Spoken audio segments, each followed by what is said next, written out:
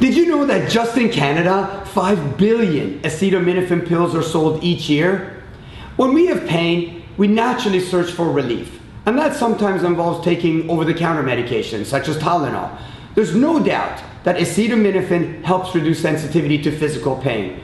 But what's fascinating is that studies show that taking pain relievers also help reduce sensitivity to emotional pains. Emotional pains such as sadness, heartbreak, after a loss.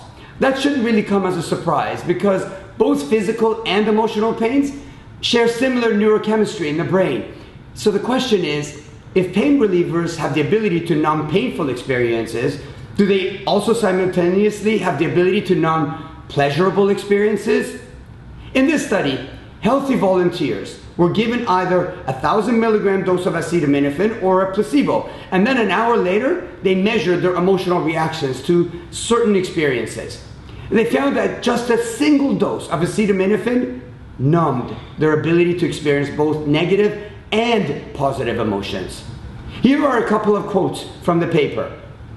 Rather than being labeled as merely a pain reliever, acetaminophen might be better described as an all-purpose emotion reliever. It is apparent that using acetaminophen for treatment of pain might have broader consequences than previously thought. Here's another quote from an incredible paper titled "A Social Analgesic. Acetaminophen Reduces Positive Empathy." Results showed that acetaminophen reduced personal pleasure. These drug-induced reductions in empathy raise concerns about the broader social side effects of acetaminophen, which is taken by almost a quarter of adults in the United States each week. I'm not comparing Tylenol to opioids, but for decades we've already known that opioids have a life-numbing effect, where their long-term use leads to the inability to experience the simple joys of life, such as socializing and connection with friends, family, music, nature, or laughter.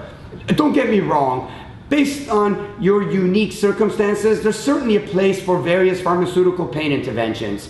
Let me make it clear, my intention isn't at all to tell anyone to not take medications, but my only intention is to increase public awareness of the studies that clearly show that numbing physical pain with medications comes at an expense. And that's the numbing of potential positive life experiences. I don't know about you, but having the capacity to experience joy and pleasure in the little things in life is pretty important to me, especially during times when I may be experiencing pain, because that's when I most need to feel a sense of connection instead of feeling numb and disconnected. Perhaps there are other non-pharmaceutical options for addressing pain that don't result in compromising our ability to experience pleasure and a sense of connection.